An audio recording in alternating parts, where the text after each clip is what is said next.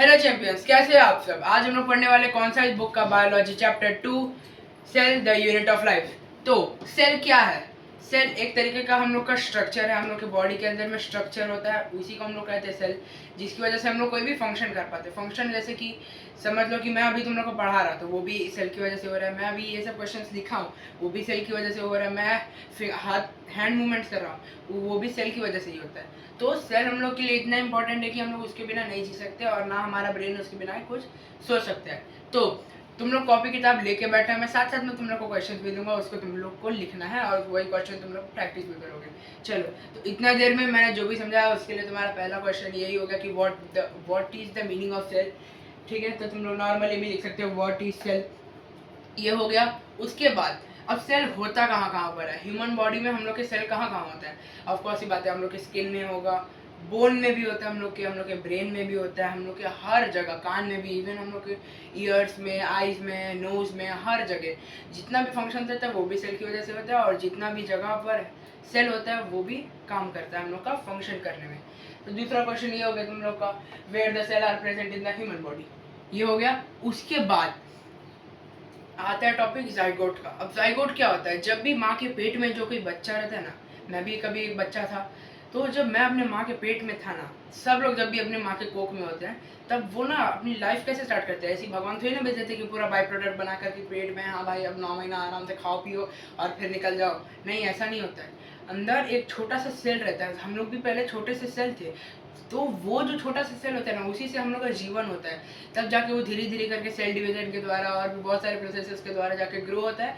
तब जाके वो एक बेबी फॉर्म होता है, और उसको उतना फॉर्म होने में 9 महीने लगते हैं। इसी वजह से 9 महीना ही लगता है उसको फॉर्म होके बाहर आने में, तब हम लोग कंसिडर करते हैं उसको एक बेबी। तो ये क्वेश्चन क्या हो गया, व्हाट इज जाइगोट। जाइगोट हो गया। अब दूसरा क्या है कि हम लोग ये सेल्स को देख कैसे सकते हैं। नॉर्मल आंखों से तो नहीं देख सकते। अब मैं ऐसे करके देखने तो नहीं बैठूंगा कि हम लोग कहाँ दिख रहा है कहाँ नहीं दिख रहा है। तो कैसे देखेंगे हम लोग? माइक्रोस्कोप होगा, ऑफ कोर्स ये बात, कोई एक मैकेनिज्म हम लोग को चाहिए होगा देखने के लिए, तो वो मैकेनिज्म को हम लोग कहते हैं माइक्रोस्कोप। तो ये लिख सकते हो तुम लोग, what do you mean bye microscope. इसका डेफिनेशन मैंने अभी तुमको बता ही दिया। उसके बाद अब माइक्रोस्कोप सबसे पहला किसने बनाया था?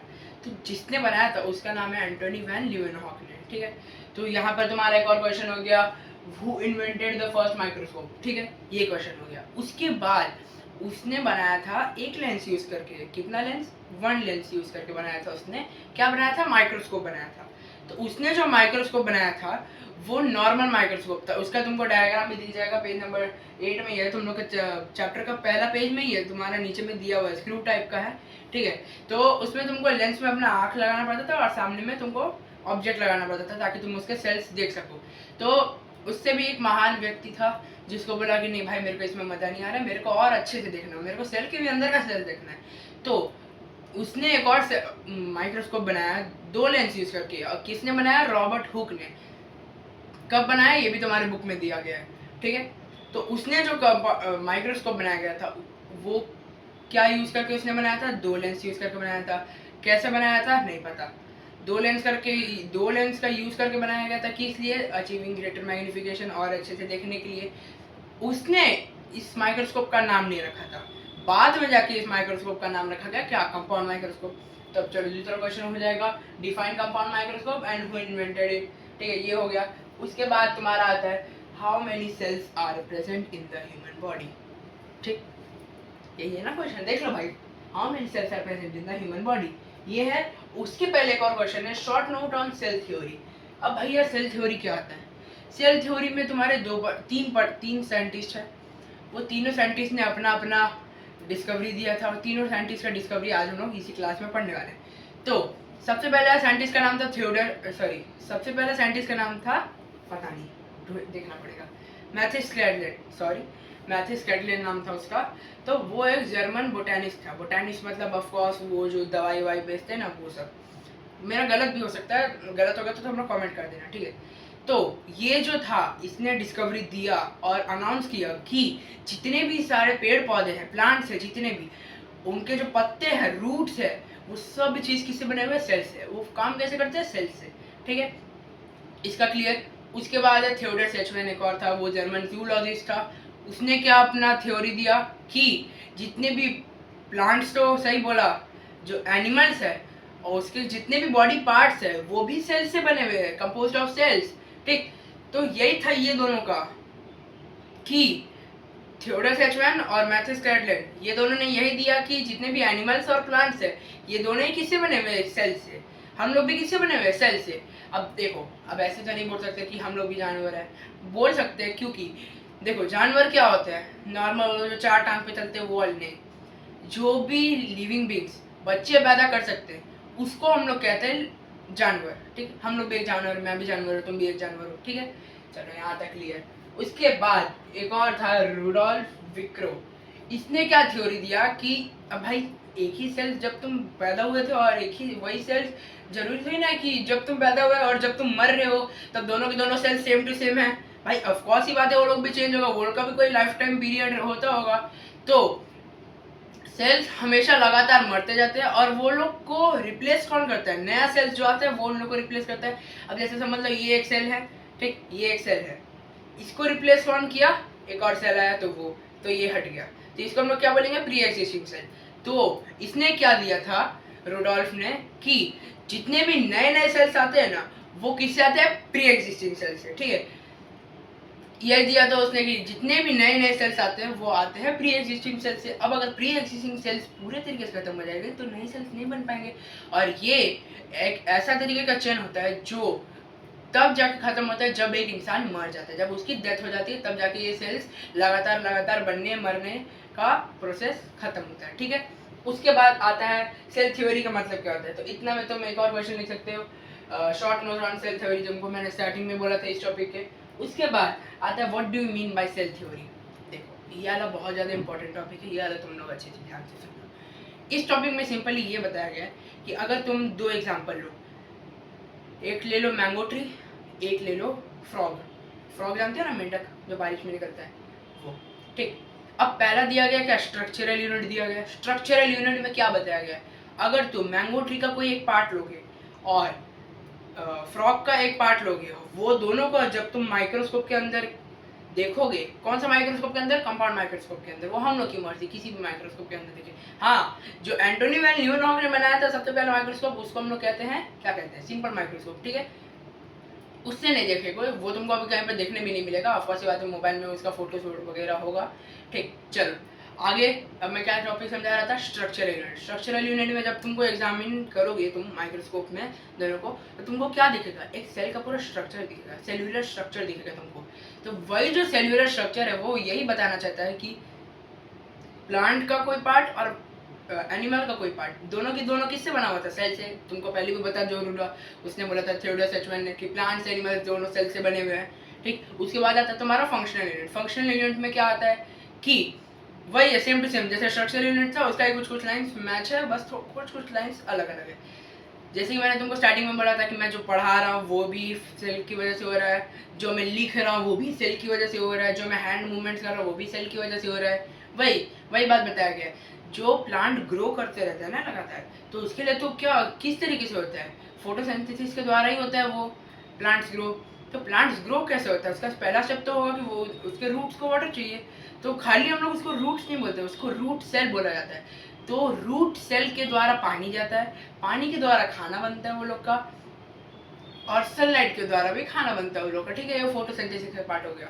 उसके बाद बात आया तुम्हारा फंक्शनल यूनिट। फंक्शनल यूनिट में क्या होता है, वही बात बोला था कि अरे वही फंक्शन वाला पार्ट यार, मैंगो ट्री और मेंढक का, वो दोनों, मेंढक जैसे समझ लो कि वो कूदते हैं, वो भी उनका मसल सेल्स की वजह से होता है। वो लोग खाना खाते हैं, वो डाइजेस्ट होता है, वो भी मसल सेल्स की वजह से, सॉरी, वो भी सेल्स की वजह से होता है। हम लोग जो खाते हैं, हम लोग जो डाइजेस्ट करते हैं, हम लोग जो बोलते हैं, वो भी सेल्स की वजह से होता है। प्लांट जो ग्रो करते हैं फोटोसिंथेसिस के द्वारा, वो भी सेल्स की वजह से ही होता है। उसके बाद तीसरा टॉपिक है इसका, cells continuously die and are replaced. तो वही बात बताया गया है कि जो रूडोल्फ ने बोला था कि जो भी नए सेल्स आते हैं वो प्री एग्जिस्टिंग सेल्स के द्वारा आते हैं। तो इसमें वही बताया गया है कि जो प्लांट्स है और जो एनिमल है वो दोनों तो सेल से बना हुआ है, वो दोनों के भी सेल्स मरेंगे ही एक दिन।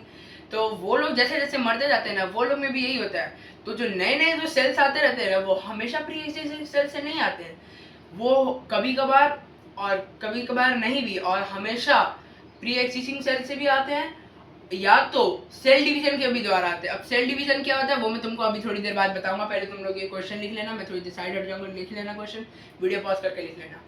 उसके बाद आता है हम लोग का टॉपिक कि हम लोग के बॉडी में एक इंसान के, एक एवरेज अडल्ट ह्यूमन बीइंग के अंदर कितना सेल रहता है। तो एक एवरेज अडल्ट ह्यूमन बीइंग के अंदर तुम्हारा अप्रॉक्सीमेटली 37.2 ट्रिलियन सेल्स रहता है। ये तुम्हारा एक ब्लू बॉक्स में दिया गया उसी पेज में, मैं तुमको अभी भी दिखा सकता हूँ। देखो ये देख रहे हो, ये ब्लू बॉक्स इसी की वजह से होता है, इसी में दिया गया है। ठीक है, चलो आगे बढ़ेंगे। अब भैया हम लोग को इतना तो पता चल गया कि हम लोग की बॉडी में भी सेल्स होते हैं, ब्रेन में भी सेल्स होते हैं। अब ब्रेन के सेल्स को हम लोग क्या कहते हैं, उसका भी अलग से नाम दिया गया है। तो ब्रेन में जो सेल्स रहता है उसको हम लोग कहते हैं नर्व सेल। क्या कहते हैं, नर्व सेल। तो तुम्हारा क्वेश्चन बन गया how many cells are present in our human body. तुमको सारा लिखना पड़ेगा, ब्रेन में कौन कौन से होते हैं, हम लोग के नॉर्मल बॉडी में कौन कौन से होते हैं, कौन फिर white blood cells, red blood cells कितने होते हैं, ये सब लिखना पड़ेगा। वो पूरा पूरा ब्लू बॉक्स तुमको लिखना पड़ेगा। ठीक है, चलो अब हम लोग के ब्रेन की बात आ गई। ब्रेन में हम लोग का कितना नर्व सेल रहता है, 100 बिलियन नर्व सेल रहता है। और रेड ब्लड सेल्स कितना रहता है, 4.6 मिलियन रेड ब्लड सेल्स रहते हैं। और व्हाइट ब्लड सेल्स कितने रहते हैं, 7000 व्हाइट ब्लड सेल्स रहते हैं। ठीक है, उसके बाद आ गया छोटा बड़ा। अब भाई सेल्स हमेशा एक ही साइज का तो नहीं रहेगा, जो अंधाधुंध हम लोग उसको देख ही नहीं सकते। कुछ लोग कुछ तो बड़ा होगा ना, कुछ छोटा होगा। जैसे कि समझ लो एक अभी इसी टॉपिक में है सेल्स हाउ मेनी करके टॉपिक है। तो सबसे पहला टॉपिक दिया गया है, उसी टॉपिक का सब पार्ट है कि स्मॉलेस्ट सेल हम लोग के बॉडी में कौन कौन सा होता है। तो स्मॉलेस्ट सेल जो हम लोग के बॉडी में होता है, ह्यूमन बॉडी का बात कर रहा हूँ, स्मॉलेस्ट सेल जो होता है ह्यूमन बॉडी में वो होता है तुम लोग का बैक्टीरिया। अब बैक्टीरिया कितना भाई प्रेजेंट रहता है हम लोग की बॉडी में पता है, 0.5 से 5.0 माइक्रोमीटर रहता है। अब माइक्रोमीटर सोच रहे हो, जो ये समझ लो ये मीटर है, ठीक है, ये एक पेन मीटर है। अब इसका माइक्रोमीटर समझ लो इतना, इससे भी छोटा। इसका जो टिप होता है ना, टिप देखो, इसका जो टिप है ना, टिप इससे भी छोटा रहता है माइक्रोमीटर। ठीक है, इतना समझे। अब इसके बाद स्मॉलेस्ट होता है हम लोग के बॉडी में red blood cell. Red blood cell होता है 7 माइक्रोमीटर। ये बैक्टीरिया से ज़्यादा रहता है और बैक्टीरिया इससे कम रहता है। किस माइक्रोमीटर्स में? तो ये क्वेश्चन आएगा तुम्हारा सबसे स्मॉलेस्ट और सबसे ज़्यादा स्मॉलेस्ट में कौन कौन सा होता है, और स्मॉलेस्ट का ही सब पार्ट में जो पहले स्मॉलेस्ट था उससे बड़ा कौन सा है। मतलब पहले स्मॉलेस्ट था बैक्टीरिया, अब उससे बड़ा है क्या, रेड ब्लड सेल्स। ठीक, उसके बाद अब लॉन्गेस्ट सेल तो आएगा ही भाई, स्मॉलेस्ट हो गया तब लॉन्गेस्ट होएगा, फिर लार्जेस्ट आएगा। लॉन्गेस्ट सेल होता है हम लोग का नर्व सेल। नर्व सेल याद है ना, मैंने क्या बोला था, दिमाग में होता है हम लोग का 100 बिलियन वही। तो इमेजिन करो, तुम लोग का ये फिंगर टिप जानते हैं ना, फिंगर टिप, यहाँ से तुम्हारा एक नर्व सेल एक्सटेंड होते होते मतलब खींचते कहाँ तक जाएगा, तुम्हारा जो स्पाइनल कॉर्ड रहता है उसके एंड तक। उतना बड़ा होता है एक नर्व सेल। एक नर्व सेल, सोच रहे हो, उतना बड़ा एक नर्व सेल होता है। और वही नर्व सेल 100 बिलियन हमारे ब्रेन में होते हैं। सोच रहे हो भाई साहब कितना ज़्यादा है। उसके बाद लार्जेस्ट सेल में लार्जेस्ट सेल में आता है तुम्हारा एक बर्ड का अंडा, एक पक्षी का अंडा। अब वो पक्षी कौन है, ऑस्ट्रिच।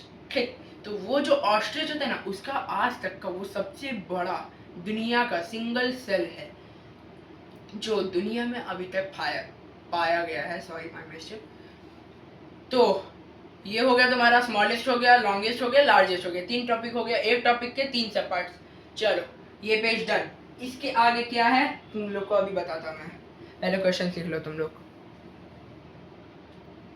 मैं साइड हट गया हूँ, तुम लोग क्वेश्चंस लिख लो। वीडियो पॉज करके लिख सकते हो तुम लोग, इतना देर का ब्रेक तुम लोग के लिए सही है ना।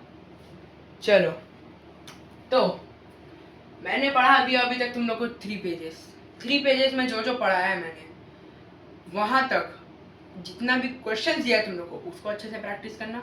और इसका अगला पार्ट बहुत जल्द आ जाएगा, संडे को आ जाएगा इसका अगला पार्ट। ठीक है, तो आज के लिए बस इतना ही चैंपियंस। मिलते हैं, वापस मिलेंगे। जय श्री राम, हर हर महादेव।